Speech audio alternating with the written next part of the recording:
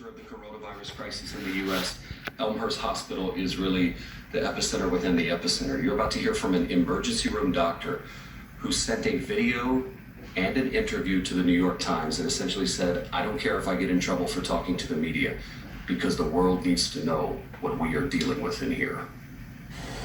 I don't have the support that I need, and even just the materials that I need physically to take care of my patients. That's Dr. Colleen Smith. She gave the New York Times a look inside Elmhurst's emergency room. All the patients in this room, all the feet that you see, they all have COVID. Today is kind of getting worse and worse. We had to get a refrigerated truck to store the bodies of patients who are dying. The frustrating thing about all of this is it really just feels like it's too little too late. Like we knew it was coming. Dr. Smith says they have been scrambling to get more ventilators. Ventilators. These few were this week's third resupply. Unless people die, I suspect we'll be back to needing to beg for ventilators again in another day or two.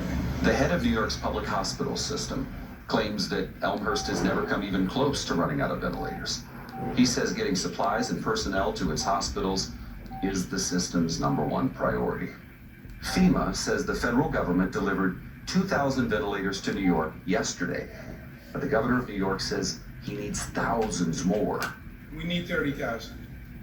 We have, in the existing hospital system, 4,000 ventilators. The governor continues to ask people for mandatory social distancing, and he says it might be working. Rates of hospitalizations have actually slowed this week. This is a very good sign and a positive sign. In nearby New Jersey, medical personnel in protective gear evacuated nearly 80 people living at a Woodbridge nursing home after 11 people inside the building tested positive for COVID-19. Back in New York, the governor is preparing for things to get worse. A makeshift morgue has been built to house the bodies of those who die. Leaders in various offices saying things like, we're going to be fine, everything's fine. And from our perspective, everything is not fine. The governor of New York has been asking hotels here in New York City to open their doors to medical personnel who are battling the virus. And the Four Seasons is an example of one hotel that said, listen, come in, we will house you guys for free.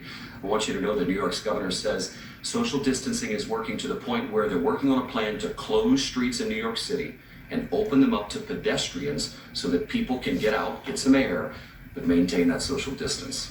Oh boy, Dave.